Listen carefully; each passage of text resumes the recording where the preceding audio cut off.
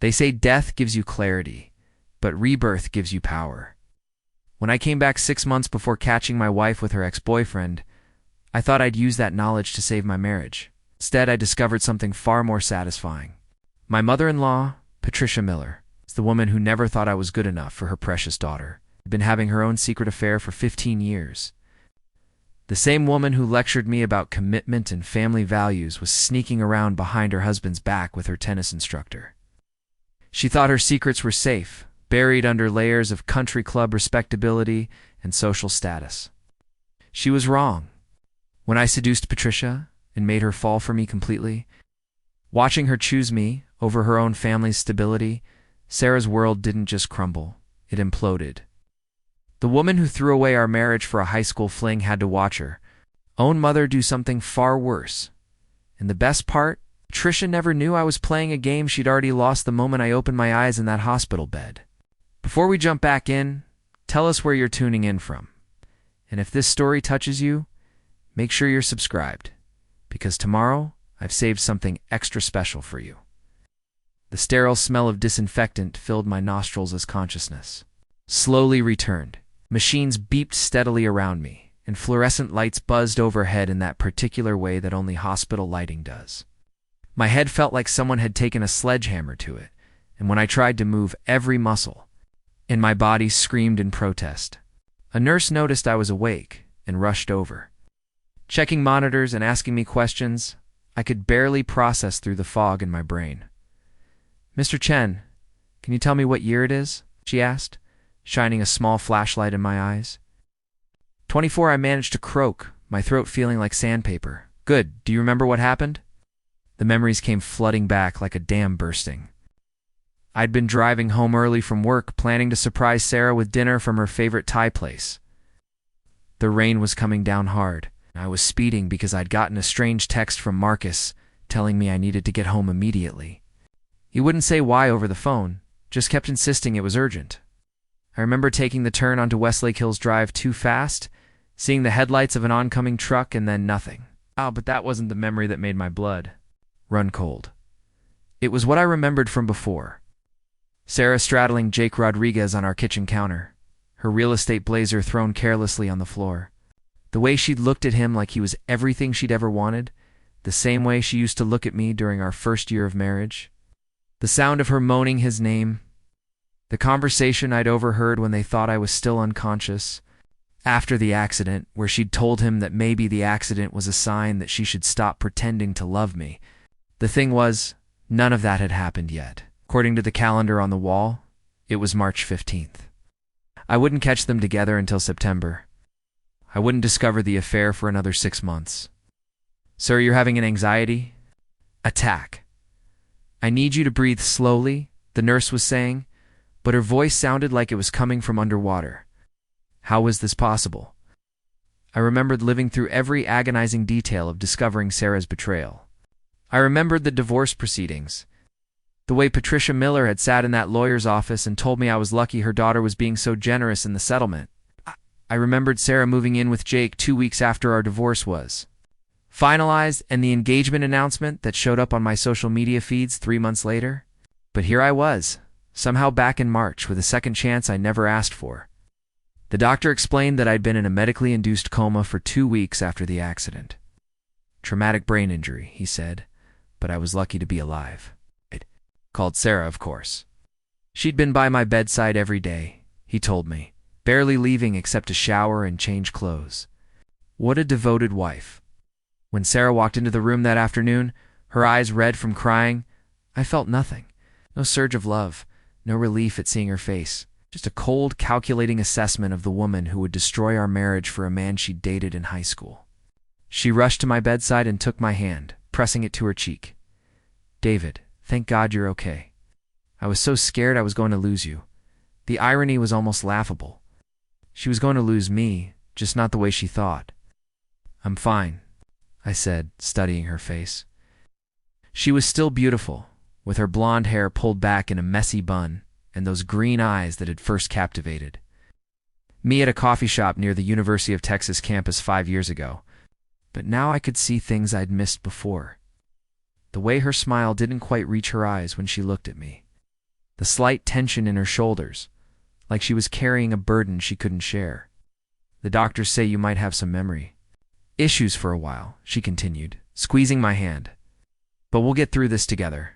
I've already talked to my parents about extending our stay at their house while you recover. Patricia and Robert Miller. Sarah's parents lived in a sprawling estate in Cedar Park, complete with a tennis court and pool house. Patricia had never liked me from the moment Sarah first brought me home. I wasn't from the right family, didn't have the right pedigree. When I'd started my tech company and it began to take off, she'd grudgingly accepted me, but I always felt like I was on probation. In her presence. That's very generous of them, I said carefully. Over the next few days, as I pretended to struggle with memory gaps in recovery, I watched Sarah carefully. She was attentive, caring, playing the role of the devoted wife perfectly. But I caught the moments when she thought I wasn't looking, when her mask slipped, the way she checked her phone constantly, the hushed conversations she had in the hallway. The afternoon when she said she was going to get groceries and came back 3 hours later with barely anything to show for it, I began to remember more details from my previous life. Jake had been persistent, showing up at her real estate office, with coffee, texting her about catching up and reminiscing about their high school days. Sarah had initially resisted. She'd told me during one of our final arguments. But he'd worn her down with his charm and persistence. He'd made her feel young again, she said, like the girl she used to be before responsibilities in marriage weighed her down. The most devastating part was that she'd been planning to leave me anyway. The affair wasn't just physical attraction or a moment of weakness. She'd been systematically checking out of our marriage for months, building a case in her mind for why we weren't compatible, why she deserved better, why I was holding her back from the life she really wanted. But this time, I wouldn't be the naive husband stumbling into betrayal. This time, I would be the one pulling the strings. The idea came to me during a family dinner at the Miller estate, about a week after I'd been released from the hospital. Patricia was holding court as usual, regaling us with stories from her latest charity gala, while Robert nodded along politely. Sarah was picking at her food, checking her phone every few minutes. And I was observing, really observing for the first time. Patricia Miller was 52 years old, but she carried herself like a woman 10 years younger. She'd had work done, subtle but effective, and she maintained her figure with religious devotion to yoga and tennis. She wore her authority like expensive perfume, something that announced her presence before she even entered a room. But there was something else there, something I'd never noticed before. Restlessness, hunger that had nothing to do with the salmon she was barely touching. "David, you've been so quiet tonight," she said, turning her attention to me. "How are you feeling?" "Really feeling? Better every day," I replied, meeting her gaze directly. Though I have to admit the accident has made me think about a lot. "Of things differently?" "Oh, how so?" "Priorities, I guess. Life's too short to waste time on things that don't matter. Or people who don't appreciate what they have." I saw Sarah glance up from her phone, a flicker of something crossing her face. Guilt, maybe, or irritation. But it was Patricia's reaction that interested me more. Her eyes sharpened, like I'd said something that resonated with her on a level she hadn't expected. "That's very wise," she said slowly. "Most people your age don't have that kind of perspective. Most people my age haven't had a near-death experience." The conversation moved on, but I caught Patricia watching me throughout the rest of the evening. When Sarah excused herself to return some work calls, Patricia offered to show me the new renovations to the pool house. "Can I ask you something, Patricia?" "Of course." Else. "Do you ever feel like you're living someone else's life?" She stopped walking and turned to look at me, her expression unreadable in the twilight. "What do you mean? Do you ever wake up and wonder how you ended up where you are? Whether the choices you made were really yours, or just what everyone expected you to make?" For a long moment she didn't respond, and so quietly I almost missed it. She said, "Every single day." That's when I knew I had her. Sarah and I had met during my final semester at UT Austin, back when I was just another computer science major with big dreams and empty pockets. She was working part-time at a boutique coffee shop near campus while finishing her communications degree, and I was there every Tuesday and Thursday between classes, nursing the same medium roast for hours while I coded on my laptop. She'd noticed me before I noticed her, she told me later. Said I looked like someone carrying the weight of the world on my shoulders. The truth was, I had been. My parents had immigrated from Taiwan when I was 12, and they'd sacrificed everything to give me opportunities they never had. My father worked double shifts at a manufacturing plant while my mother cleaned office buildings at night. All day. Spoke broken English, but perfect ambition. And every dollar they spent on my education came with the unspoken expectation that I would justify their sacrifice. Sarah represented everything I thought I wanted back then. She was confident in a way that only comes from never having to worry about money. Her laugh was infectious, and she had this ability to make everyone around her feel like they were the most important person in the room. When she finally approached my corner table and asked if I was working on anything interesting, I felt like I'd won some kind of lottery I didn't even know I'd entered. Oh. Our first real conversation lasted for hours. She was fascinated by APA was developing a social platform for local businesses to connect with customers in real time. She understood the vision immediately and asked questions that made me think about angles I hadn't considered. By the time the coffee shop was closing, I was completely smitten. The early days of our relationship felt like living in a romantic comedy. Sarah would bring me food when I was pulling all-nighters in the computer lab. I'd surprise her with picnics between her classes. We'd drive out to Lake Travis on weekends, spreading a blanket on the shore and talking about our futures like they were destinations we could plot on a map. She wanted to get into real estate, she said, something that would let her help people find their perfect homes. Wanted to build something that mattered, something that would make my parents proud of. The risks they'd taken. Meeting her parents had been intimidating from the start. The Miller estate was unlike anything I'd ever experienced. The driveway alone was longer than the street I'd grown up on. Patricia had greeted me with the kind of smile that never quite reached her eyes. The polite but distant warmth that wealthy people reserve for service workers and their children's temporary boyfriends. Robert had been more welcoming, asking genuine questions about my studies and my family. I could tell he was following Patricia's lead and treating me like a curiosity rather than a serious prospect. The dinner conversation that first night had been a minefield of subtle class markers I was still learning to navigate. They discussed vacation homes and charity boards while I tried not to reveal how little I knew about wine pairings or country club politics. Sarah had squeezed my hand under the table whenever the conversation veered into territory that made me uncomfortable, but I could see the strain in her smile. She was translating between two worlds, and I was the reason she had to. Despite the initial awkwardness, I'd been determined to win them over. When my app launched and started gaining traction, bringing in enough revenue for me to move out of my studio apartment and into something respectable, I thought I'd finally earned their respect. Patricia had certainly warmed up to me once the local tech blog featured my company as one of Austin's promising startups. She'd even bragged about me to her friends at the country club, Sarah told me, referring to me as her brilliant future son-in-law. The proposal had been everything Sarah dreamed of, largely because Patricia had orchestrated most of it. Ring had been selected after 3 separate shopping trips that included Sarah's input, though she'd pretended to be surprised when I presented it to her at the same lake where we'd spent so many afternoons planning our future. Preparing and narrating this story took us a lot of time, so if you are enjoying it, subscribe to our channel. It means a lot to us. Now back to the story. The wedding had been Patricia's masterpiece. A lavish affair at the country club with 200 guests, most of whom I'd never met. I'd wanted something smaller, more intimate, but Patricia had convinced me that Sarah deserved a celebration, worthy of the Miller family name. Our first year of marriage had been blissful in the way that only comes when everything feels new and full of possibility.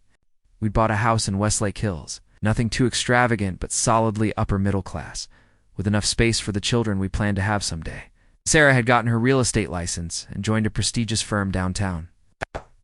Company was growing steadily. I was starting to feel like I'd finally achieved the American dream my parents had envisioned for me. But somewhere in the second year, things began to shift in ways so subtle I almost missed them. Sarah started working longer hours, taking clients to dinner more frequently. She joined a yoga studio and began spending her Saturday mornings there, instead of with me. We still had good moments, but they felt more scheduled, like appointments we were keeping rather than natural expressions of our connection. The real change came when Jake Rodriguez reappeared in her life. Sarah had mentioned him before, usually in the context of high school stories or mutual friends from their hometown of Dripping Springs. He'd been her first real boyfriend, the star quarterback who'd taken her to prom and dated her through most of senior year. They'd broken up when they went to different colleges, one of those amicable splits that happens when young people recognize they're heading in different directions. Jake had moved back to Austin after college and started a construction company that specialized in custom homes. He was successful in his own right, the kind of man who looked comfortable in both work, boots and a tuxedo. When he'd reached out to Sarah about potentially working together, helping him market some of his higher-end properties, it had seemed like a smart business opportunity. I remembered the night she'd first mentioned him again, about 6 months before my accident in the original timeline. We'd been having dinner at home, one of the increasingly rare evenings when neither of us had work obligations, and she'd been unusually animated as she told me about the project. Oh, he's really impressive, David. He's built this whole business from nothing, and the houses he's designing are incredible. There's this one he's working on now in Barton Creek that's going to be featured in Austin Monthly. I'd been genuinely happy for her, pleased to see her excited about work in a way she hadn't been in months. If I'd been paying closer attention, I might have noticed the way her face lit up when she talked about him, or how she'd started checking her phone more frequently in the days that followed. But I was dealing with my own business pressures at the time, trying to secure funding for an expansion that would take my company to the next level. In those final months before my accident, before I'd caught them together, the signs had been everywhere. Sarah had started dressing differently, paying more attention to her appearance in ways that seemed excessive for showing houses to clients. She'd begun working out more intensively, often coming home from the gym glowing with an energy that used to be reserved for our intimate moments. Her phone had become practically surgically attached to her hand, and she'd developed a habit of taking calls in other rooms, speaking in low tones that stopped abruptly when I entered. The most damning evidence had been her sudden interest in revisiting their shared past. She'd started bringing up high school memories more frequently, stories about Jake that painted him as this romantic figure she'd lost touch with too soon. She'd even suggested we attend their 10-year reunion together, something she'd shown no interest in before their business relationship began. Looking back now with the clarity that comes from having lived through the complete betrayal, I could see how carefully orchestrated the whole thing had been. Jake hadn't just stumbled back into her life. He'd been deliberate in his pursuit, using their shared history and professional connections to rebuild an intimacy that had never really died. And Sarah, perhaps feeling restless in our stable but predictable marriage, had allowed herself to be seduced by the fantasy of recapturing her youth. But what had hurt most in the original timeline wasn't just the physical betrayal. It was the emotional calculation behind it. Sarah hadn't left me for Jake in a moment of passion or overwhelming love. She'd systematically evaluated our marriage and found it lacking compared to the excitement Jake offered. She'd made lists of my shortcomings. She'd told me during one of our final arguments. I was too focused on work, too practical, too comfortable with routine. Jake made her feel spontaneous and desired in ways I apparently no longer could. The divorce proceedings had been brutal, not because they were contentious, but because they were so cold and efficient. Patricia had hired Sarah Ann, attorney who specialized in protecting inherited wealth, ensuring that Sarah's family assets remained untouchable. The house we'd bought together, the one where we'd planned to raise children, had to be sold because I couldn't afford to buy out her half. My company's stock, which I'd been counting on for our future security, was divided according to formulas that felt designed to maximize my loss, but the final insult had come at the last mediation session, when Patricia had looked across the conference table and told me that perhaps this was all for the best. Sarah deserved someone who could match her ambitions, she'd said. Someone who understood the kind of life she was meant to live. It came from good people, she'd added, as if my immigrant parents were somehow deficient in comparison to his third-generation Texas ranching family. Now, sitting in the Miller family home and watching Patricia move through her evening routine with the same calculated grace she'd displayed during my humiliation, I felt a cold satisfaction beginning to build. She had no idea that her own secrets were about to become the weapon I used to destroy everything she held dear. The tennis instructor was named Carlos Mendoza, and their affair had been going on for 15 years. Starting just 2 years after Sarah had graduated high school.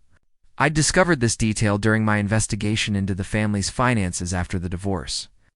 When I'd been trying to understand how Patricia had managed to hide so many assets, the private investigator I'd hired had uncovered a trail of cash, withdrawals and credit card charges that painted a clear picture of a woman maintaining a very expensive secret relationship. Carlos was 45, married with 3 children, and taught at the country club, where Patricia played twice a week. He was handsome in that weathered, athletic way that appeals to women who've spent decades in sterile, safe marriages. Patricia had been paying for his children's private school tuition, his family's health insurance, and even the down payment on their house in East Austin. She'd convinced herself it was love, according to the text messages my investigator had recovered.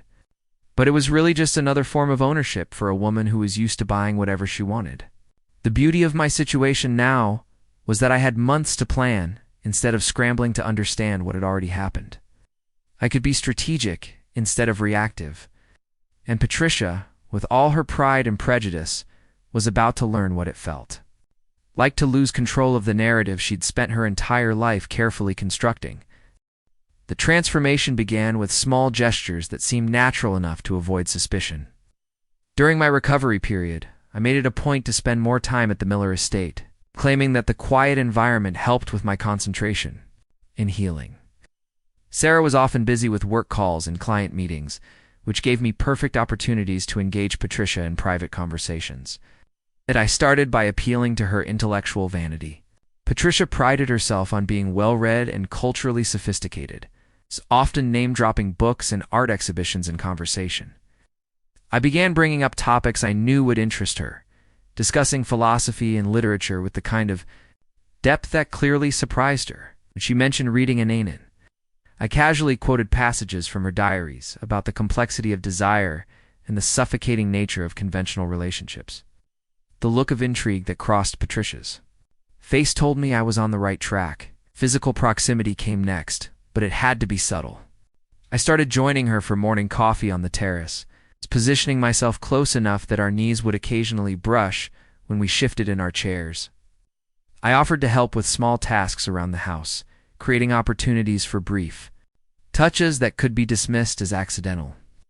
When she showed me her rose garden, I made sure to lean in close as she explained the different varieties, letting my breath warm her neck as I expressed genuine fascination with her horticultural knowledge. The breakthrough came during a dinner party Patricia hosted for her book club 3 weeks after my release from the hospital. Sarah had begged off attending, claiming she had an important client meeting that couldn't be rescheduled. I suspected she was really meeting Jake, but I didn't press the issue. Instead, I volunteered to help Patricia with the hosting duties, playing the role of charming co-host to her friends. The book they'd been discussing was The Bridges of Madison County, and the conversation inevitably turned to the themes of missed opportunities and the roads not taken.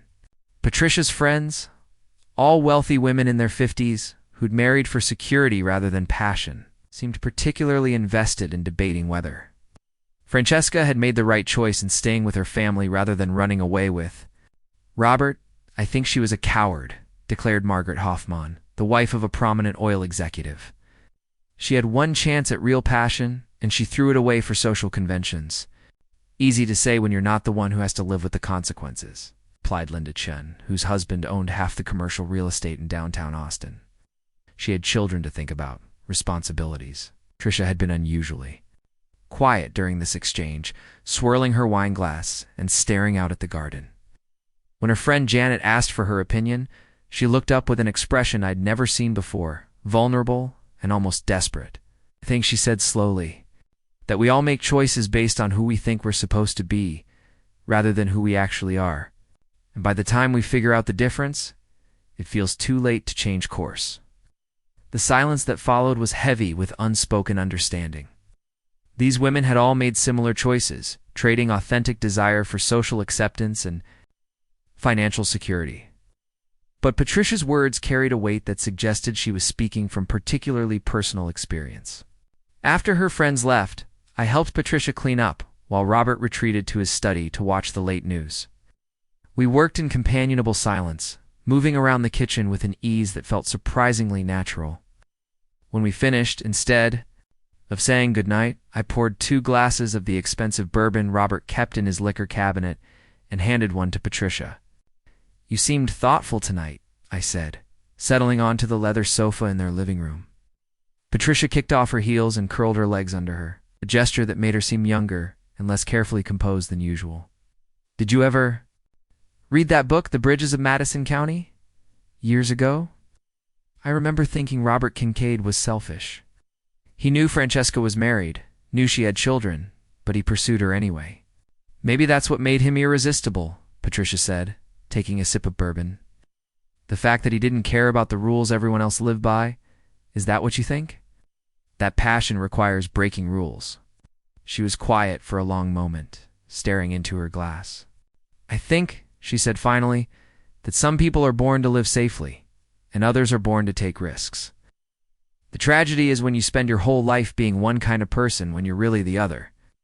This was the opening I'd been waiting for. I leaned forward slightly, just enough to enter her personal space without being obvious about it. "Which kind of person do you think you are, Patricia?" The question hung between us like a challenge. Patricia met my gaze directly, and for the first time since I'd known her, saw past the carefully maintained facade to the woman underneath. She was lonely, I realized. Desperately, achingly lonely in the way that only comes from decades of living according to other people's expectations. "I used to think I knew," she whispered, "but lately I'm not so sure." That night marked the beginning of what I came to think of as the campaign. Over the following weeks, I systematically dismantled Patricia's defenses while maintaining the appearance of an innocent friendship. I learned her schedule, her preferences, her vulnerabilities. She played tennis every Tuesday and Friday morning, followed by lunch at the country club with the same group of women. She volunteered at the Austin Museum of Art on Thursday afternoons. She had standing appointments at an exclusive spa downtown every other Saturday. More importantly, I learned about the gaps in her life where loneliness lived. Robert traveled frequently for his investment firm, often leaving her alone in that big house for days at a time. Sarah was increasingly absent, caught up in her own complicated emotions about our marriage and her growing involvement with Jake. Patricia's social circle, while extensive, was built on surface-level connections rather than genuine intimacy. I began filling those gaps with my presence. When Robert was out of town, I'd stop by under the pretense of checking on Patricia or retrieving something Sarah had forgotten. I brought her books I thought she'd enjoy, carefully selected to feed her romantic fantasies and growing sense of restlessness. I listened to her with the kind of focused attention she clearly wasn't getting from anyone else in her life. The physical tension between us grew gradually, but unmistakably. I'd catch her watching me when she thought I wasn't looking, her gaze lingering on my hands as I gestured during conversation, or following the line of my shoulders when I reached for something on a high shelf. She began dressing differently when she knew I'd be coming over, trading her usual conservative outfits for things that showed a little more skin or hugged her figure more closely. The day I knew I had her completely was when I arrived at the house to find her crying in the kitchen. She'd just gotten off the phone with Sarah, who'd canceled their planned lunch date for the 3rd time in 2 weeks. Sarah's excuse had been work-related, but Patricia wasn't stupid. She could sense her daughter pulling away, though she didn't yet understand why. "I feel like I'm losing her," Patricia said, accepting the tissue I offered. "She used to tell me everything, and now I can barely get her to return my calls." I sat down beside her at the kitchen island, close enough that our thighs were almost touching. "Maybe she's just figuring out who she is outside of being your daughter. That can be scary for both of you. When did you become so wise about family dynamics?" Patricia asked, managing a weak smile. "When I almost lost everything that mattered to me," I replied, letting my hand cover hers on the counter. "The accident made me realize how much time I'd wasted taking people for granted." Patricia didn't pull her hand away. Instead, she turned it palm up so our fingers could intertwine. The gesture was small but electric, a clear signal that she was ready to cross lines she'd never crossed before. "David," she said softly, "I need to tell you something." "What is it?" "I don't think I'm happy." I haven't been happy for a very long time. This was the moment I'd been building toward for weeks. Patricia Miller, the woman who'd looked down on me as unworthy of her daughter, was confessing her deepest vulnerability to the man she'd once dismissed. She was offering me her secrets, her pain, her desperate need for something real and a life built on appearances. "What would make you happy?" I asked, my thumb tracing gentle circles on her palm. She looked at me then with an expression that was equal parts desire and terror. "I don't know if I'm brave enough to find out." I lifted our joined hands and pressed a soft kiss to her knuckles. A gesture intimate enough to be clearly romantic, but restrained enough to seem almost innocent. "Maybe you don't have to be brave all at once. Maybe you can start small." The next afternoon, Patricia texted me while I was at my office downtown. She'd never initiated contact before, always waiting for me to reach out first. The message was simple. "Robert's flying to Houston tonight. Would you like to have dinner? I'm tired of eating alone." I stared at the text for a long moment, feeling a mixture of satisfaction and something darker that I didn't want to examine too closely. This was it, the point of no return. Once I walked into that house tonight with Patricia alone and willing, there would be no pretending this was just friendship anymore. My response was equally simple. "I'll bring wine." "What time?" Her reply came immediately. 7. And David, "Thank you for understanding." Understanding, as if I were doing her a favor instead of executing a carefully planned seduction designed to destroy her family. The irony wasn't lost on me, but I pushed away any flicker of conscience. Patricia Miller had made her choice when she'd treated me like a second-class citizen. Sarah had made her choice when she'd decided Jake was worth more than our marriage. Now they would both learn what it felt like to lose control of their carefully ordered lives. I spent the rest of the afternoon selecting the perfect wine and planning exactly how the evening would unfold. By the time I knocked on Patricia's door at 7 o'clock sharp, holding a bottle of vintage Bordeaux that cost more than most people spent on groceries in a month, I was ready to give the performance of my lifetime. Patricia answered the door wearing a flowing emerald dress that complemented her eyes perfectly, her hair styled in loose waves that framed her face with deliberate casualness. She'd clearly spent considerable time preparing for this evening, though she was trying to make it appear effortless. The scent of her perfume, something expensive and sophisticated, reached me before she spoke. "You look beautiful," I said, meaning it despite my ulterior motives. Patricia Miller was an objectively stunning woman, maintained through years of careful attention and professional treatments. Age had refined rather than diminished her attractiveness. She blushed like a teenager receiving her first compliment. "Thank you. Come in, please." "I've made risotto. I hope that's all right." The house felt different with just the two of us in it. More intimate, charged with possibility. Patricia had dimmed the lights and lit candles throughout the dining room, creating an atmosphere that was unmistakably romantic. She'd set the table with her finest china and crystal, treating this dinner like the special occasion it clearly was for her. Over the meal, our conversation flowed with an ease that surprised me. Patricia was actually fascinating when she wasn't performing the role of society matron. She told me about her college years studying art history, her brief stint working at a gallery in New York before she'd met Robert. She spoke wistfully about the woman she'd been then, ambitious and independent, before marriage and motherhood had channeled her energy into more acceptable pursuits. "I sometimes wonder what would have happened if I'd stayed in New York," she mused, twirling her wine glass between her fingers. "I had an opportunity to work at the Guggenheim, but Robert wanted me to move back to Texas. Do you regret not taking it?"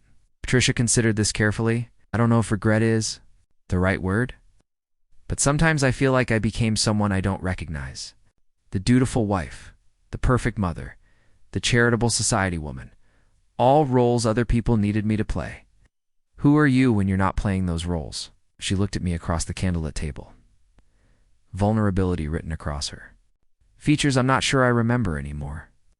After dinner, we moved to the living room with fresh glasses of wine. Patricia chose the sofa instead of her usual armchair, and I sat beside her, close enough that the silk of her dress brushed against my leg when she shifted position.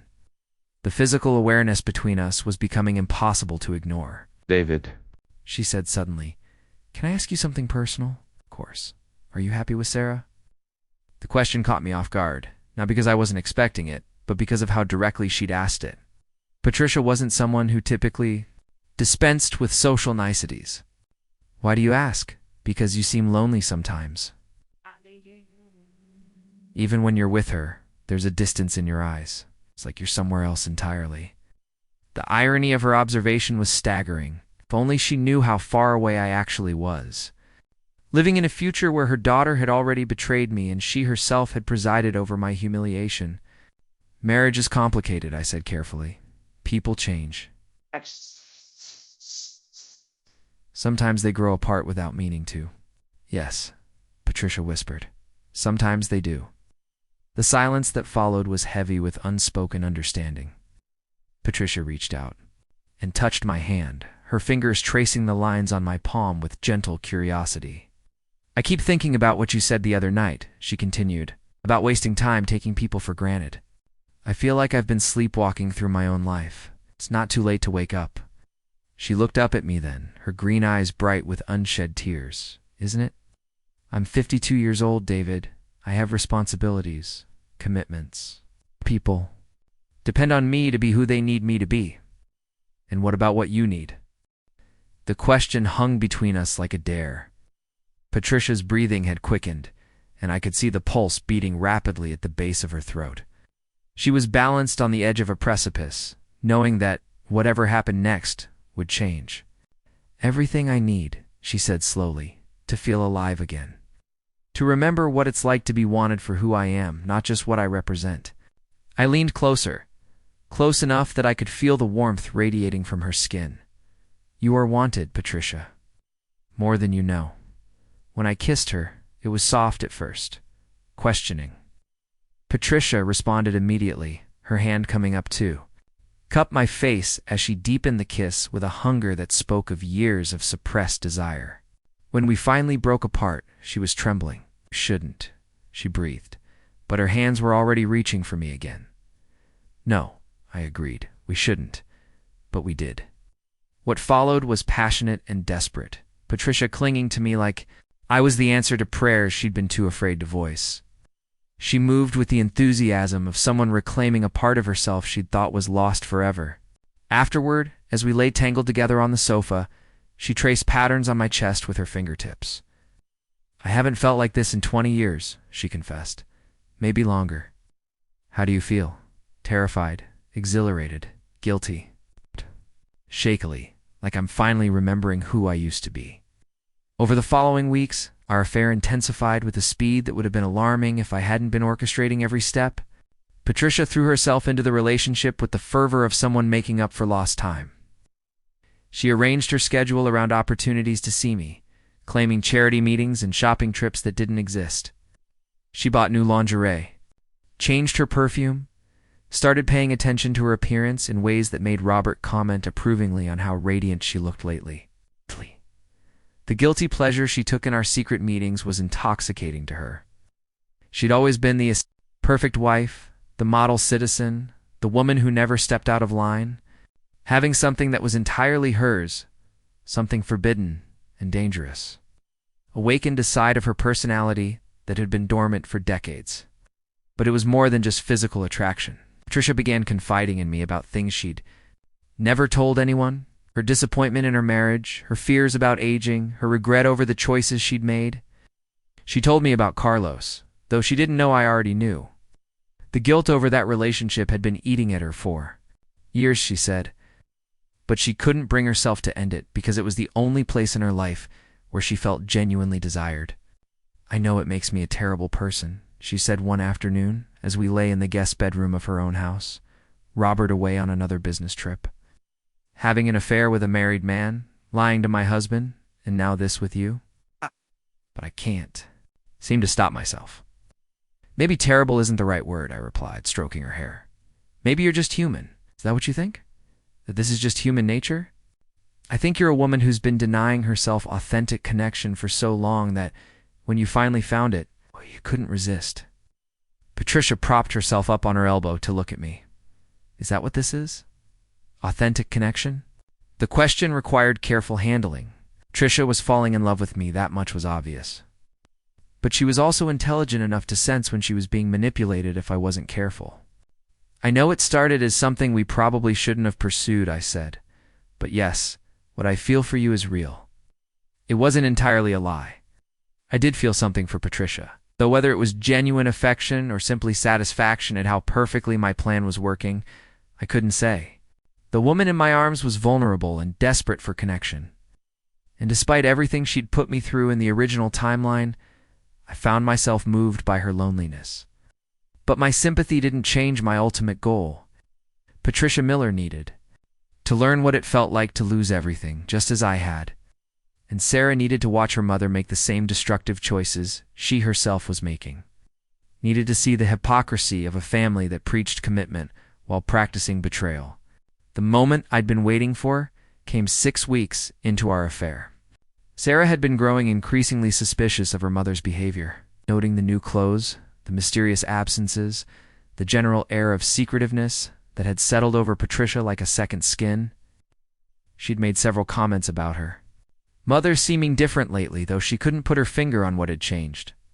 Sarah's own guilt about Jake was making her hypervigilant about everyone else's behavior. She was projecting her own infidelity onto her mother, looking for signs of the same deception she was practicing. It was a perfect storm of paranoia and suspicion. The confrontation came on a Thursday evening when Sarah decided to surprise her mother with an impromptu visit.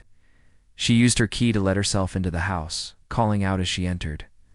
What she found was her mother and her husband in the kitchen, standing closer together than propriety would suggest. Patricia's hand resting on my arm as she laughed at something I'd said. The scene was innocent enough to be explained away, but Sarah's heightened suspicions made her read more into it than she might have otherwise. She stood in the doorway watching us, her expression unreadable. "Sarah," Patricia said, stepping back from me quickly. "I didn't know you were coming by." Obviously, Sarah replied coolly. "What's going on here?" "David was just helping me." With some computer issues, Patricia said, the lie rolling off her tongue with practiced ease. "You know how hopeless I am with technology." Sarah's gaze moved between us, taking in the wine glasses on the counter, the intimate lighting, the way we'd been standing. "Where's Dad?" "Chicago. The Meridian deal. Remember?" "Right." Sarah's voice was flat, suspicious. "Well, I should let you get back to your computer problems." After Sarah left, Patricia was shaken but exhilarated. The near miss had been terrifying, but it had also been thrilling in a way that surprised her. "Do you think she suspected anything?" Patricia asked. "She's distracted by her own problems," I replied truthfully. "But we should be more careful." "Maybe we should stop," Patricia said, but her tone suggested it was the last thing she wanted. "Is that what you want?" Patricia looked at me with an expression of desperate longing. "No, God help me, no." That was when I knew the trap was fully set. Patricia Miller was completely under my spell, willing to risk everything for our relationship. All that remained was to let Sarah discover the truth in a way that would cause maximum damage to both women. The opportunity presented itself sooner than I had expected. The explosion came exactly as I had orchestrated it. I arranged for Sarah to discover us at the precise moment that would inflict maximum psychological damage. During what should have been a family celebration of Robert's 60th birthday. Patricia had been planning the surprise party for months, inviting 50% of their closest friends and family members to the country club. 3 hours before the party, I texted Patricia from my office, telling her I had something urgent to discuss about our future together. She immediately canceled her final preparations and rushed home, leaving Sarah to handle the last-minute details alone. When Sarah arrived at the house, looking for her mother to discuss seating arrangements, she found us in Patricia's bedroom. The scene was undeniably damning. Patricia was in my arms, wearing only a silk robe, tears streaming down her face as I held her close. We'd been having what appeared to be an emotional conversation about leaving our respective spouses, though. In reality, I'd been systematically breaking down her remaining reservations about going public with our relationship. Sarah stood frozen in the doorway, her face cycling through disbelief, horror, and finally rage. The bouquet of flowers she'd brought for the party arrangements fell from her hands, scattering across the hardwood floor. "What the hell is this?" she whispered, her voice barely audible. Patricia spun around, clutching her robe closed, her face pale with shock. "Sarah, I can explain." "Explain what? That you're sleeping with my husband?" Sarah's voice rose to a shriek. "How long has this been going on?" I stepped forward, placing a protective hand on Patricia's shoulder. "Sarah, this isn't what you think. It's exactly what I think." She was screaming now, her carefully composed facade crumbling completely. "You're both disgusting. Mom, how could you do this to Dad? To me?" Patricia was sobbing, reaching out toward her daughter. "Please, sweetheart, let me explain. I never meant for this to happen. But it did happen, didn't it?" Sarah backed toward the door, shaking her head in revulsion. "All those times, you lectured me about commitment and family values. You were screwing my husband behind Dad's back." "It's not like that," Patricia pleaded. "I love him." The words hit Sarah like a physical blow. Her mother wasn't just having an affair, was emotionally invested in stealing her daughter's husband. The betrayal was complete and devastating. "You love him?" Sarah laughed bitterly. "You don't even know him. Do you have any idea what kind of man you're throwing your marriage away for?" This was my moment. I looked directly at Sarah, letting my mask slip for the first time since my rebirth. Actually, she knows exactly who I am, just like I know exactly who you are. Something in my tone made both women freeze. Sarah's eyes narrowed as she studied my face, seeing something there that hadn't been present before. "What's that supposed to mean?" "It means I know about Jake Rodriguez," I said quietly. "I know about your Tuesday evening client meetings that are really hotel visits. I know about the weekend in San Antonio you told me was a real estate conference. I know everything, Sarah." The blood drained from Sarah's face. "That's impossible. We were careful." "Careful?" I laughed, the sound harsh and cold. "You used our joint credit card to pay for dinners with him. You came home wearing his cologne. Talked in your sleep about him for weeks, before I finally put the pieces together." Patricia was staring between us in confusion, slowly beginning to understand that this confrontation was about more than what she'd thought. "I don't understand," she said weakly. "Sarah, what is he talking about?" "Tell her," I commanded. "Tell your mother about the man you chose over our marriage. Tell her how you've been planning to leave me for months, systematically checking out of our relationship while I pretended not to notice." Sarah's composure finally shattered completely. "You knew? This whole time? You knew? And you said nothing?" "I said nothing because I was waiting for the right moment to teach both of you what betrayal actually feels like." The realization hit Patricia like a lightning bolt. She stumbled backward, her hand pressed to her mouth. "You used me. This whole thing, everything between us, it was revenge." "No," I said, my voice gentle but implacable. "What happened between us was real. Your loneliness was real. Your need for authentic connection was real. Your willingness to destroy your marriage for a chance at happiness was real. I just gave you the opportunity to show your true character." Patricia collapsed into a chair, the full magnitude of the situation crushing her. "Robert, oh God, Robert. We'll be at the party in 2 hours. All our friends, everyone we know." "Yes," I agreed. "They will. And Sarah will have to explain to all of them why she's calling off her father's birthday celebration. Or maybe she'll go through with it and pretend everything is normal while her whole world falls apart." Sarah was shaking with rage and humiliation. "You bastard. Calculated, manipulative bastard. Interesting choice of words from someone who's been lying to my face for months while planning your exit strategy. That's different." "How?" "Because you fell in love. Because Jake makes you feel young and excited. Because I wasn't enough anymore." I stepped closer to her, my voice dropping to a whisper. "Your mother made the exact same justifications. She felt unappreciated, unfulfilled, deserving of something more. The apple doesn't fall far from the tree, does it?" Patricia was sobbing, openly now, the weight of her choices crushing down on her. "Please, David. I'll end it with Carlos. I'll tell Robert everything. Just don't do this to our family, Carlos." Sarah whipped around to stare at her mother. "Who the hell is Carlos?" The final piece of the puzzle clicked into place. Patricia's 15-year affair with her tennis instructor, the secret that, even I had planned to keep hidden, came spilling out in her desperation. Between her sobs, she confessed everything to Sarah, who listened in mounting horror as she realized her mother had been a serial adulterer for most of Sarah's adult life. "You're both liars," Sarah finally said, her voice hollow with defeat. "Both of you. You deserve each other." She turned to leave, but I called after her. "Where are you going, Sarah?" "To Jake. Are you going to tell him what happened here, or are you going to make up another story? More lies to add to the collection?" She stopped in the doorway, her shoulders shaking. "What do you want from me?" "I want you to understand what it feels like to lose everything because of someone else's selfishness. I want your mother to explain to your father why she threw away 30 years of marriage. I want both of you to live with the consequences of your choices instead of making other people pay for them." Patricia looked up at me through her tears, seeing me clearly for the first time. "You never loved me at all, did you?" "I don't." "No," I answered honestly.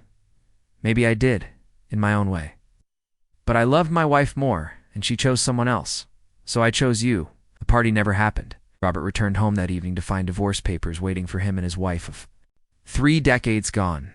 Sarah left Austin entirely, moving to Dallas with Jake, though their relationship didn't survive the scandal and ended within 6 months. Patricia spent Robert's birthday in a downtown hotel, calling Carlos to tell him their affair was over and wondering how she'd managed to destroy her entire life in a single afternoon. 6 months later, I sold my company and moved to Portland, where I started over with a clean slate and a clearer understanding of what revenge actually costs. Patricia sent me one letter, which I never opened. Sarah texted me once, asking if I'd ever really loved her at all. I never responded. Sometimes I wonder if the version of me from the original timeline would approve of what I did with this second chance. But then I remembered the humiliation, the loneliness, the way they made me feel like I deserved to be discarded. And I know I made the only choice I could live with.